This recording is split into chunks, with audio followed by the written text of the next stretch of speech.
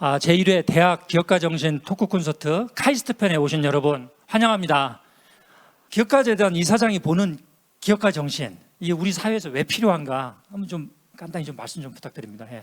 저는 기업가 정신은 아무리 강조해도 지나치지 않다고 생각을 합니다.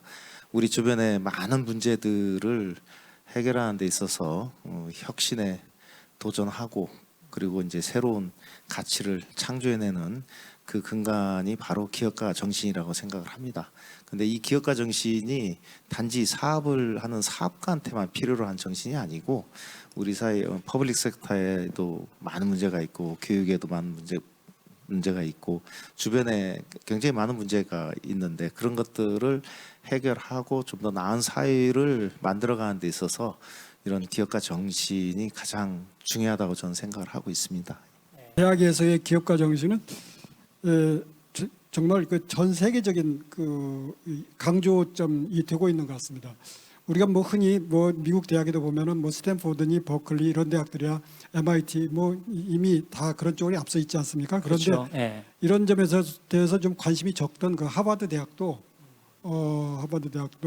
그 창업에 대해서 굉장히 강조해서 공과 대학을 만들고 또 작년에 500여 개의 기업이 만들어졌다고 그래요. 하버드 주변에. 하버드에서요? 예. 네. 그런 거 듣고서 놀랐습니다. 그러니까 하버드마저도 이렇게 발벗고 나설 수밖에 없는 상황이 됐구나 이런 걸 알았습니다. 그런 면에서 우리 지금 하고 있는 그 대학 기업가 정신 콘서트가 아주 시의적절하고 좋은 행사라고 생각이 듭니다. 맞습니다.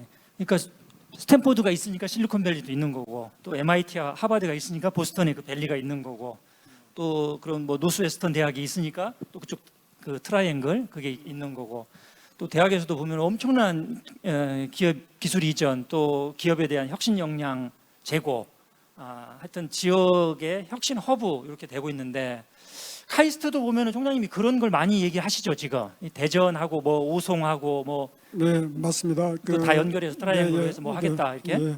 예.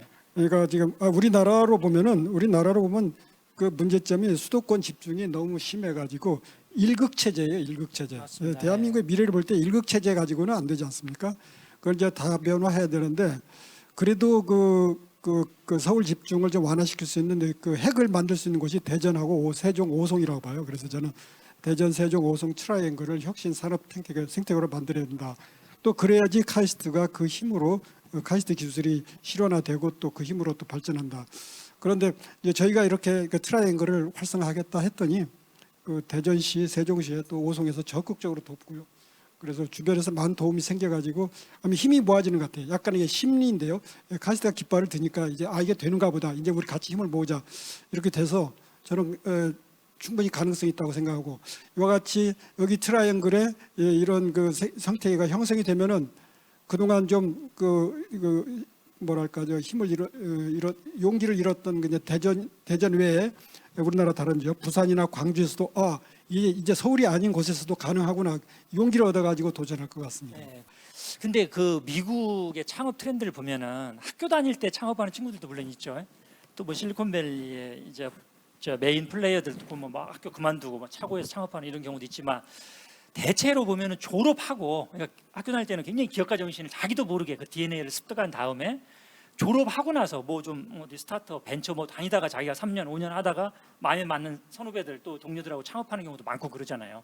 중요한 거는 당장 우리 학생들이 여기서 얼마 창업하느냐 물론 그것도 중요하겠지만은 카이스트에서 그다음에 우리나라 대학에서 우리 학생들에게 정말 얼마나 기업가 정신을 심어주고 있느냐 교육과 우리 문화 생태계가 그것도 굉장히 중요한 포인트가 아닌가 싶은데요. 총장님 어떻습니까?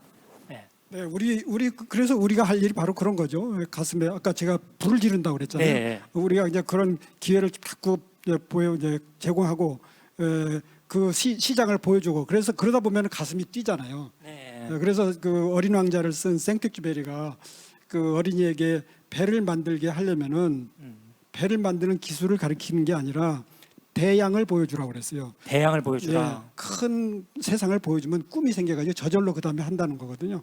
그래서 우리 학교나 우리 기성인들이 할 일은 큰 걸 보여주고 큰 세상 보여주면 자기들이 스스로 불이 붙어가지고 그 세상으로 나가는 그런 꿈을 갖게 되고 꿈을 가지면은 그건 모든 거 해결된다고 봐요. 예, 그래서 뭐 언제 창업해야 되느냐 막 그 이론하는 분들은 책상에 앉아가지고 뭐 학교 다닐 때 해야 되느니 졸업해서 해야 되느니 뭐 40대 해야 되느니 막 그런 게 하는데 저는 그거 답이 아니라고 봐요. 가슴에 불이 붙으면 하는 거예요. 남녀가 눈이 맞으면 결혼하는 거예요. 지금 카이스트 삼성전자 산학협력센터장도 맡고 계신 거예요 지금. 예. 근데 지금 삼성전자 산학협력센터장으로서 반도체, 인공지능 이렇게 굉장히 우리 교수님들 이렇게 개발하고 이렇게 서포트 하시고 이렇게 하시는데 네. 보시기에 어떠세요? 지금 우리 그러니까 대학이 대기업들하고도 이렇게 같이 공동 R&D도 하고 네. 그러면은 우리 교수님들 하는 얘기는 이제 그런 IP 지식재산권 자체를 전용 실시권을 다 대기업들이 네. 다 가져가기 때문에 좀 대학 입장에서 좀 힘들다 이런 얘기도 좀 많이 하고 그러잖아요. 예. 또 대기업하고도 하고 또 벤처 스타트업하고도 많이 해야 되지 않습니까? 반도체나 네, 인공지능 네. 쪽으로 할 때 예. 그러면은 우리 지금 교수님 보시기에는 카이스트에서 지금 여러 가지 네. 중요한 일을 하고 계시는데 네. 그런 산학 협력, 그 어떤 뭐 올바른 어떤 좀 방향이랄까 이런 어떤 제언 이런 게 있으면 좀 한번 한 말씀 해주시죠. 예. 이따가 제가 이제 그 또 기회가 되면 어떤 전략으로 가야 될지 대학의 창업이나 산학 협력 그런 말씀도 드릴 텐데 지금 번뜩 드는 생각이 그 대표님께서 질문했을 때 왜 적극적으로 우리가 산학 협력이나 기술 이전이나 창업이 안 될까 보면 교수 승진에 별로 도움이 안 돼요. 네, 맞습니다. 아, 그게 그래서 굉장히 제가 중요한 포인트입니다. 예. 파격적으로 말하면은 테뉴제도 없애야 되나? 교수님들이 전부 논문만 쓰고 있어요. 그러니까 기업의 가치가 논문에 많이 와 있는데 사실 제가 생각하기에 제일 쉬운 게 논문 쓰는 거거든요. 오늘 뭐 파격적으로들 말씀하시니까 저도 파격적으로 말씀드리는데 그래서 제가 언제 그 학교 보직자 회의에 있을 때 농담 삼아서 논문 많이 쓰면 감점하자고 특히 오히려. 임팩트 없는 논문 쓰는 거 근데 그게 제일 쉽거든요. 그래서 우리가 그 학생들이나 뭐 기업가 정신만 강조할 게 아니라 우리 제도 학교 내에 문화를 바꾸는 게 또 제도니까 그래서 총장님께서 논문 이게 좀 충돌이 있는 게 뭐 또 대학 평가는 논문 숫자 갖고 그래요. 그래서 이제 우리가 어떤 길로 가야 될까도 고민하는데 저는 교수 평가, 학생 평가도 좀 과감하게 바꿀 필요가 있지 않나. 그래서 박사도나 석사도 창업하면 박사 줄 수도 있고 뭐 그런 우리가 유연성을 좀 가져야 되지 않느냐 이렇게. 그렇지 않아도 저도 그 우리 대학원생들이 언더 학생들은 우리 창업하기가 좋은 여건이에요. 근데 이제 대학원생들은 창업하기 어려워요. 다 아시다시피 힘들죠. 교수님들 눈치 봐야 되고 연구실에 뭐. 다 있기 때문에 그래서 제가 우리 그 보직 교수님들한테 논문 쓰면은 논문 쓰는 대신에 창업을 하면은 교과 석사 논문 안 쓰는 걸로 해서 졸업을 시키자. 석사. 석사를 예, 예. 박사는요? 박사는 그 좀 이제 악유가 있을 수가 있어요. 예, 악유가 있을 수 있습니다. 그래서 석사는 그렇게 하자고 제안을 했고 아마 준비 중일 겁니다. 그래서 또 그 지도교수 랩에 이렇게 들어가 있으니까 좀 그게 좀 제약이 있지 않습니까? 그래서 각 과별로 창업 지도교수를 더 가지고 그거 좋네요. 자기 창업하고 있다. 난 논문 안 쓰겠다. 그러면 지도교수를 창업 지도교수 쪽으로 가가지고 그 저기 뭐야 생활하고 거기서 창업하게 이렇게 바꾸자고 제안을 했어요. 근데 저도 좀 답답한 게 제가 그 얘기한 지가 한 6개월 된 것 같아요. 근데 아직도 검토 우리 교수님들 검토를 많이 하세요. 예. 예. 그리고 또 테뉴어 반납하기 뭐 이렇게 하는 그것도 굉장히 혁명적인 제안이라고 9시 생각합니다. 톱뉴스에 나옵니다. 네. 그 65세 정년하니까 너무 왕성하신 분들이 그 일을 그만둬서 70세까지 늘리는 걸 지금 준비 중입니다. 네, 좋네요. 그 정년 후 교수라 해서 일정한 자리가 되면은 교수님들한테 연구시설 공간도 제공하고 학생 그 배정도 해드리고 근데 단 그러면 이제 학과에서 그 스페이스가 없어서 걱정이잖아요. 그 대신에 학과에서는 스페이스를 제공하고 그 학생 TO도 본부에서 제공하고 학과에서 주지 않고요. 그리고 또 그 교수님이 연구 프로젝트를 하면 오버헤드를 내잖아요. 그 오버헤드는 전액 학과로 다 돌려드리고 뭐 이런 좀 변화를 추구하고 있습니다. 네, 좋습니다.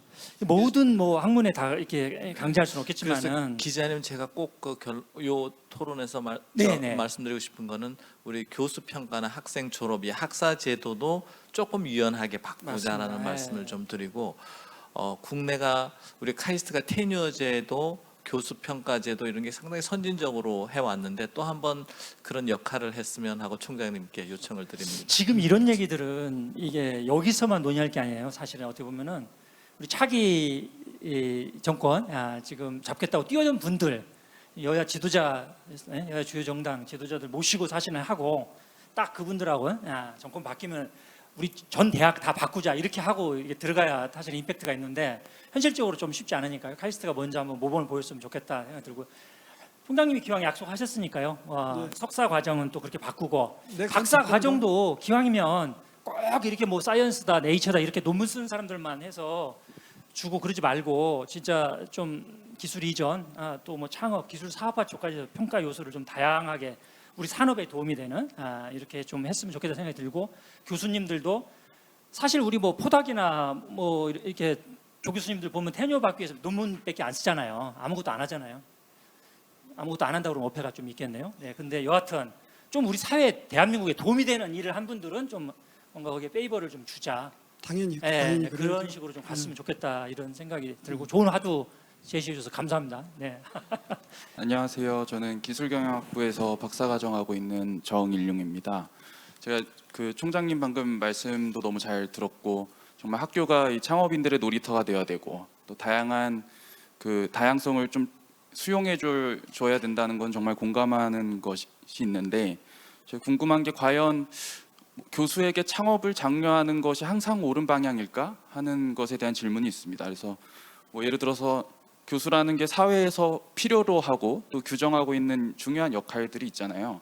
연구자로서의 역할이 있고 대학원생들을 지도를 해야 되고 또 학생들에게 수업도 해야 합니다. 하지만 아무래도 창업을 장려하다 보면 이런 게 놓치는 부분이 있을 수 있을 것 같고 그래서 이런 중요한 역할들을 냅두고 교수님들께 창업을 장려하는 것이 옳은가 하는 첫 번째 의문이 있고요.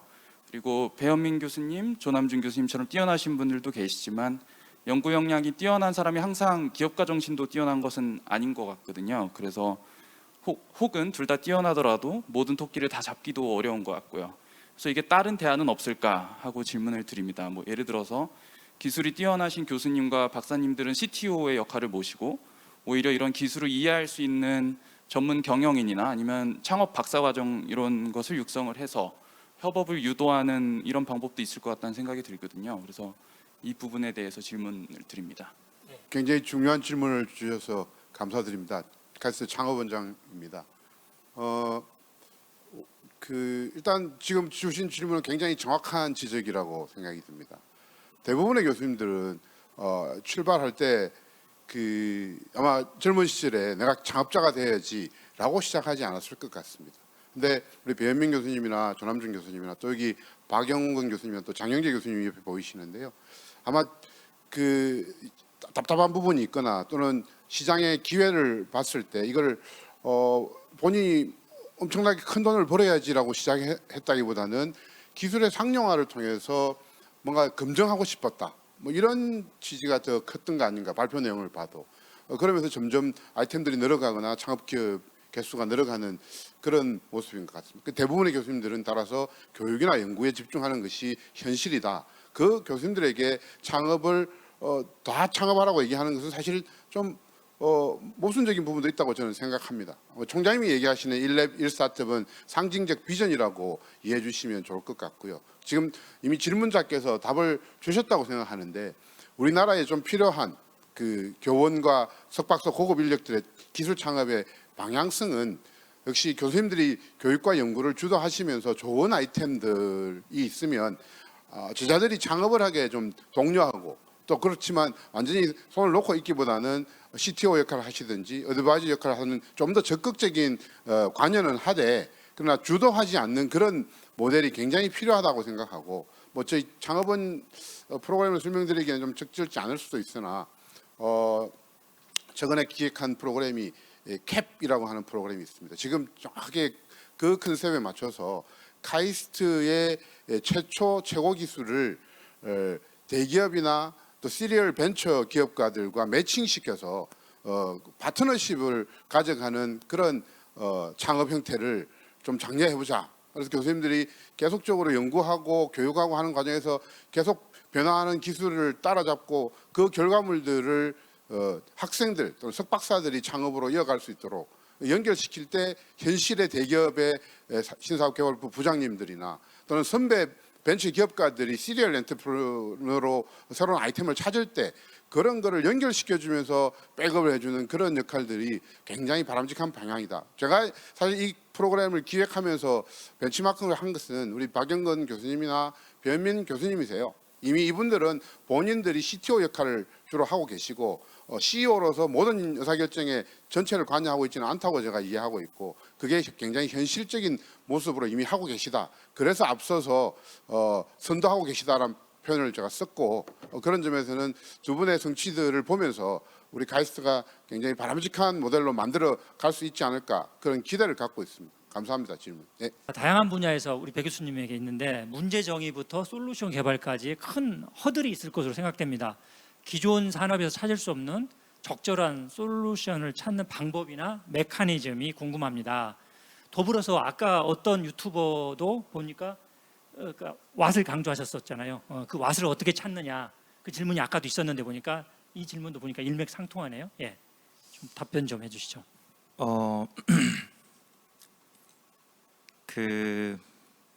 사실 뭐 한 가지로 대답 드리기는 좀 어려울 것 같은 그런 질문인데요.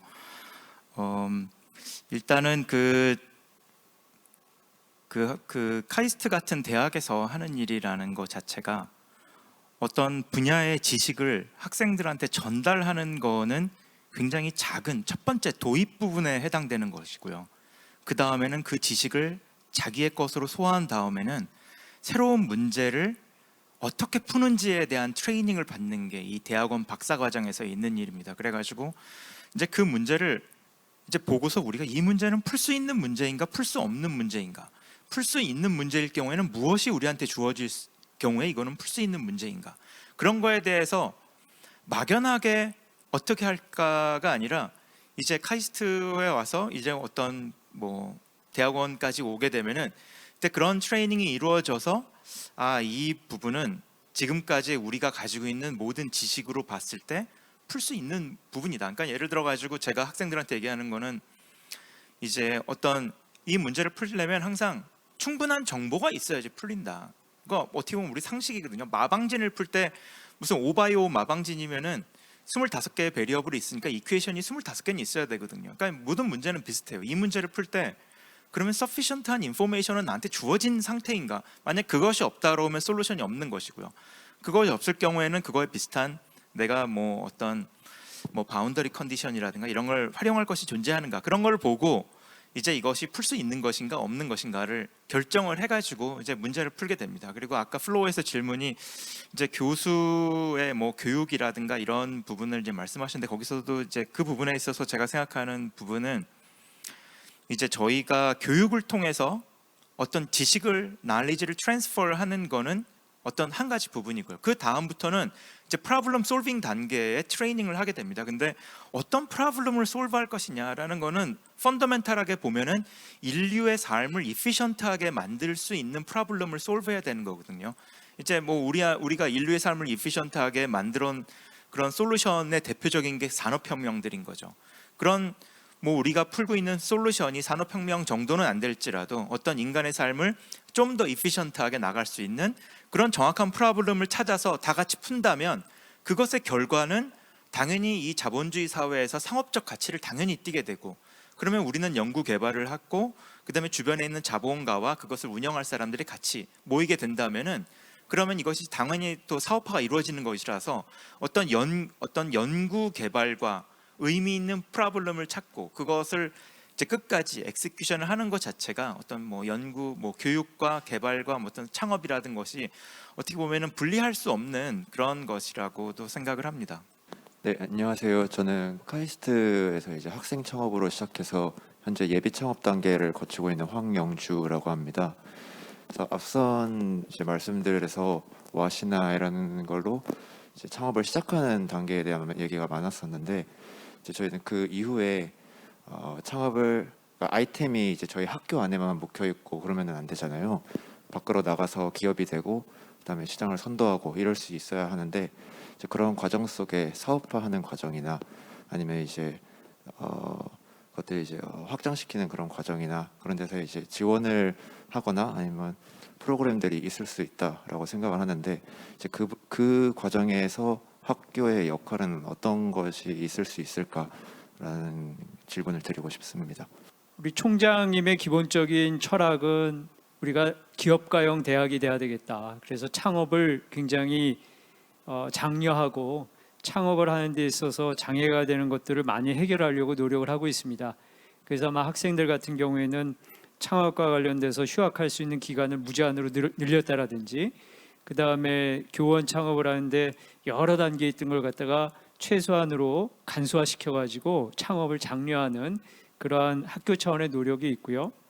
그리고 저희가 매달 그 전 구성원들하고 총장님 그리고 부총장단이 이렇게 타운홀 미팅 같이 서로 대화할 수 있는 자리를 만들었습니다. 그래서 그 자리에서 우리 학생이라든지 교수님들이 질문하고 제안하는 것 중에 가장 큰 부분이 이런 창업과 관련된 것들이에요. 그래서 그런 면에 있어서는 학교의 기본적인 방침은 전향적으로 불필요한 제도, 제약을 푼다. 그래서 학생이나 교수님들이 창업을 하는데 학교에서 적극적으로 도와준다는 건데, 그렇게 하려면은 사실은 어떤 부분이 필요한지를 학교에서 선제적으로 다 알 수가 없거든요. 그러니까 이런 기회라든지 아니면 그런 타운홀 미팅을 통해서 필요한 걸 이제 제안을 많이 해주셔야 되지 않을까 그렇게 생각을 합니다.